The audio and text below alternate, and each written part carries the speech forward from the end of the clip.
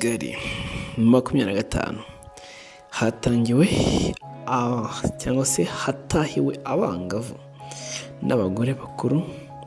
Ikaze rero ku munsi wa 7 wa shampiyona y'isi y'amagare i Kigali. Ikaze ku munsi wa 7 wa shampiyona y'isi y'amagare UCI Road World Championship, aho uyu munsi hateganyijwe amasiganwa abiri, abangavu junior ndetse n'abagore bakuru elite, aho hasiganwa mu muhanda road race.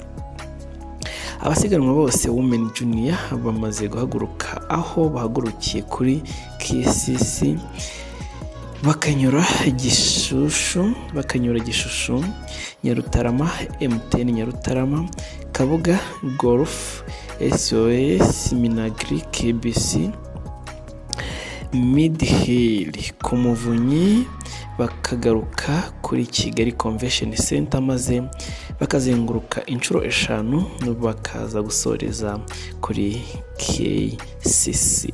Muri iki cyiciro kandi cy'abangavu, abasiganwa barasiganwa ku ntera ingana n'ibirometero 74. Abasiganwa batangiye isiganwa bose hamwe ni 72 bavuye mu bihugu 34 bigiye bitandukanye. Abasiganwa bose hamwe ni 72 bavuye mu bihugu 34 twavuze hejuru.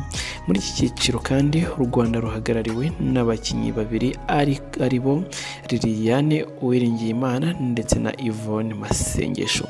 Nyuma y'iki cyiciro kandi cy'abangavu harakurikiraho icyiciro cy'abagore bakuru women elite, aho hateganyijwe ko bo baza guhaguruka ku isaha y'5:05.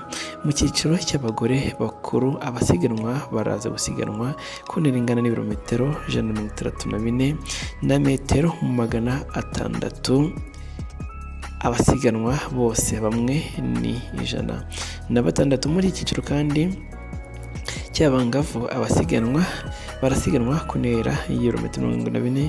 Muri iki cyiciro cy'abagore bakuru, u Rwanda ruraza kuba ruhagarariwe n'abakinnyi 4 aribo Ingabire Diane, Irakoze Neza Violette, Nirere Saverine ndetse na Nzayisenga Valentine.